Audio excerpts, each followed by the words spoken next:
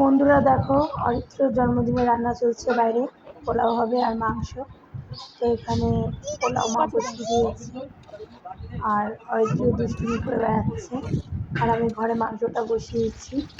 আজকে মাংসটা করছি হাঁড়িতে, কড়াইয়ে এতটা মাংস হবে না। তো এই হাঁড়িটা আমরা বিরিয়ানি করি, এটার মধ্যে আমি মাংস কষি, তেজপাতা, গোটা গরম মশলা, আলু সব একবারে ভেজে নিচ্ছি। এর মধ্যে সব মশলাগুলো দিয়ে দেবো। এবার আলুটা হালকা ভাজা হয়ে এসছে, এবার আমি পেঁয়াজটা দিয়ে দিচ্ছি। পেঁয়াজ কুচি, আর বেশি ঝাল করবো না কারণ বাচ্চারা খাবে তো। আর এদিকে দেখো পোলাও হয়ে গেছে, মার বেড়ে আলাদা একটা করে নিচ্ছি। পেঁয়াজ ভাজা হয়ে গেছে, এবার আমি এক এক করে আদা বাটা, রসুন বাটা, পেঁয়াজ বাটা সব দিয়ে ভালো করে কষিয়ে নিচ্ছি।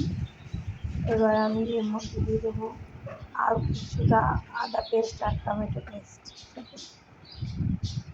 দিয়ে আমি এবার ভালো করে কষিয়ে নেবো। সেটা ভালো করে কষিয়ে এরপর আমি হলুদ, দেখো আমি সানরাইজের হলুদটা ইউজ করছি, হলুদ, জিরের গুঁড়ো, সানরাইজের লঙ্কার গুঁড়ো, লবণ সব দিয়ে নিয়েছি। আমি এখন অল্প করে জলের মধ্যে মশলাটা গুলিয়ে দিয়ে দিলাম।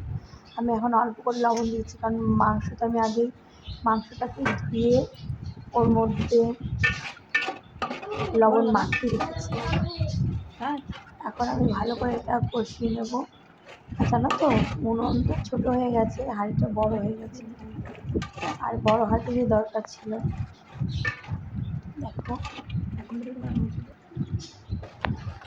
এখন মশলাটা কষে এসছে, এখন আমি নুন মাখানো চিকেনটা দিয়ে দিচ্ছি।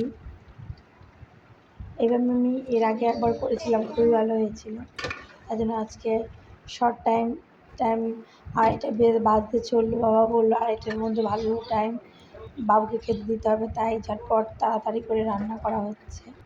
এদিকে বাবুর খাবার আমার বোন সব সাজিয়ে দিল, মাল বোনা দিয়েছে, আর বোন খাবারটা সাজিয়ে দিয়েছে।